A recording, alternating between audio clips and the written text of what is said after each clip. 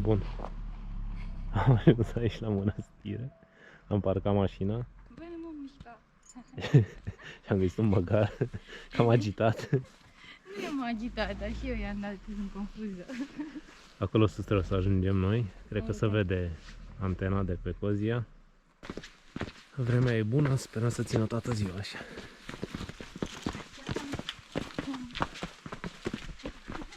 Toți nebuni.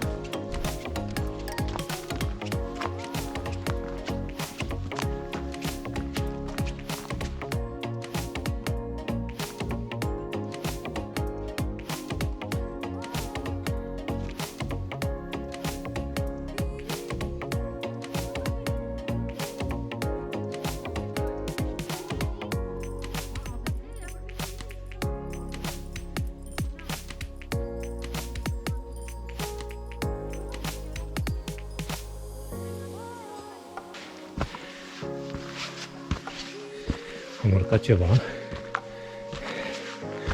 De fapt, am urcat mult. Este aproape de Cozia de Caban. Și avem aici un punct de vedere. Frumos că au pus o bancă. Superbă priveliștea de aici.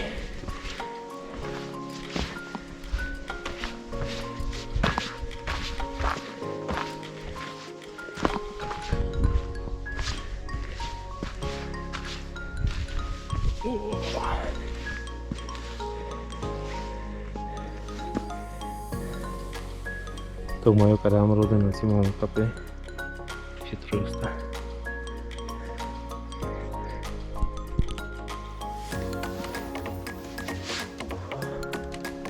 Respir de zăpadă. Așa, 4 metri. Hei, super. Cred că n-am zoom la chestia asta. Să încerc să fac o foto și cu telefonul.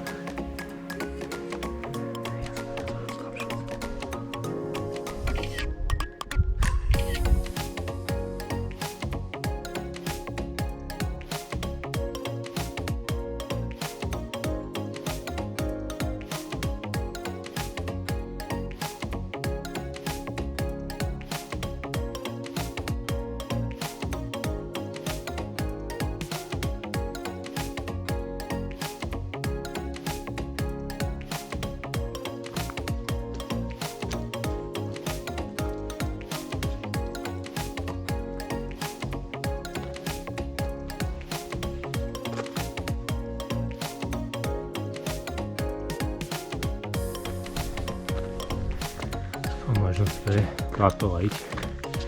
la releu sau ce și antena asta. A făcut o vreme foarte bună astăzi. Se văd munții Făgăraș foarte bine. Acolo e zăpadă, noi nu avem zăpadă. Și cred că mai în partea asta ar fi undeva ar trebui să fie și munții Iezer Păpușa. Cred. Nu știu nici eu exact. Dacă ăsta în față sigur e Făgăraș. Cu zăpadă pe ea. Oh, ce frumos e afară. Deci nu zici că e decembrie. O vreme superbă. Ia, să vede și în partea asta altul. Că și în partea asta se vede frumos.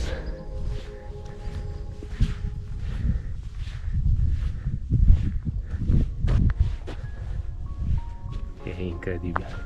Superb. Nu așteptam să primim o vreme atât de bună în decembrie.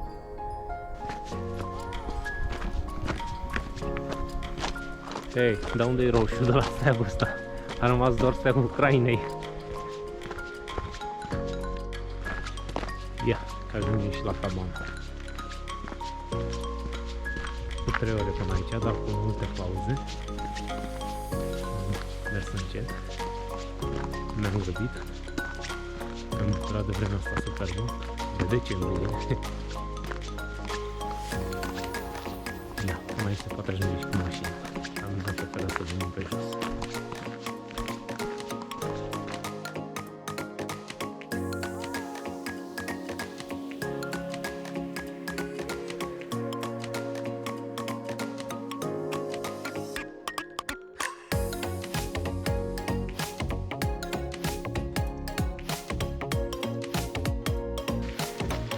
Plecat de la cabană, urcăm spre vârful Cozia, sau cum se numește? Ciuha mare. Ciuha mare, dacă zice Iulica. Ciuha mică o visităm la întors. Da.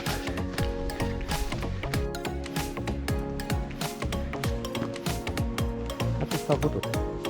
Semnul ăsta mic aici. În jos se vede vârful.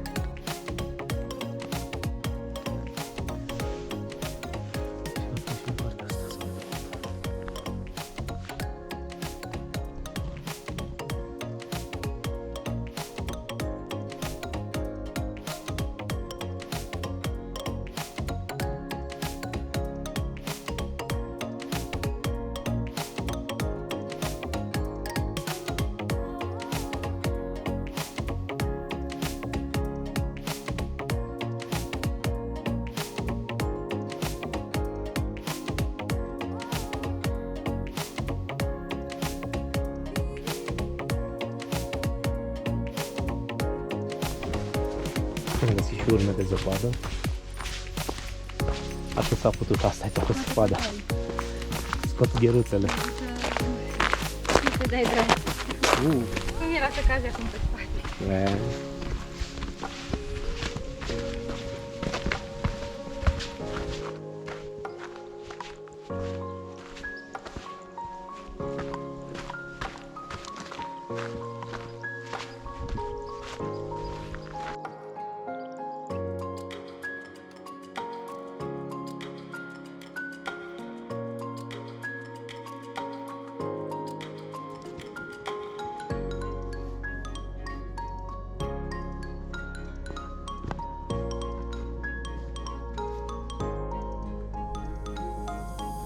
Aici avem boltul. Foarte fain.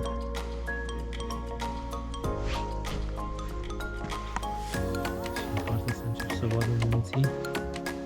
Cred că aici avem Iezer în față. Iar în continuare munții Făgăraș. Și cu zăpadă pe ei.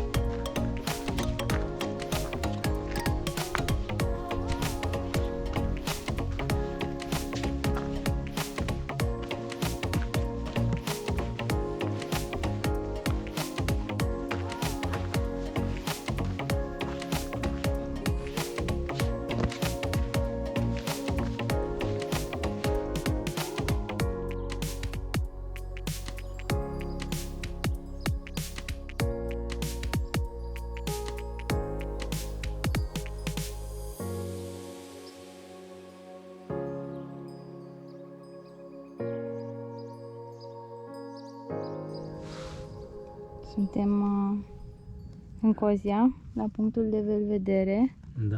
și stăm Stăm degeaba. un pic să ne încărcăm cu energie de la soare. Și aici arată așa.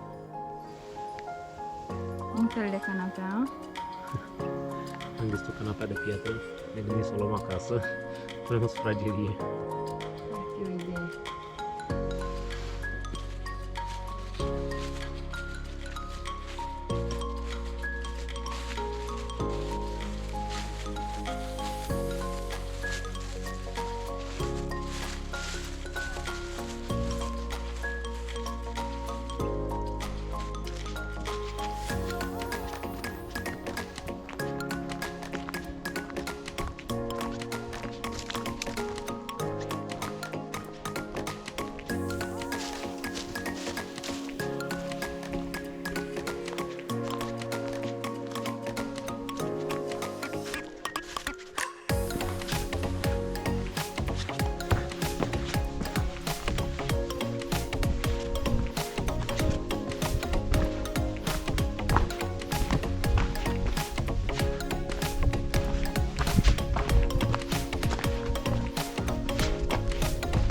S-a cam dus soarele, nu mai e așa puternic.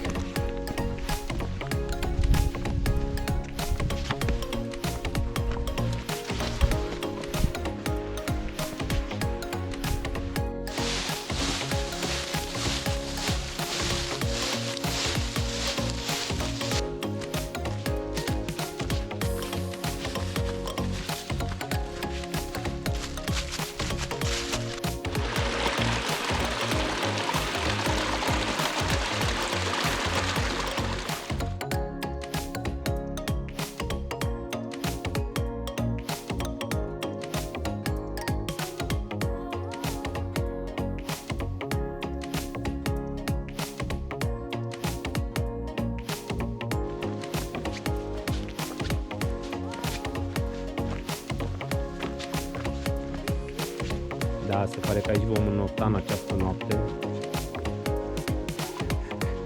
Și mers. Dar n-are acoperiș, că altfel rămâneam. E faină. Avem un pic și ajungem înapoi la mănăstire.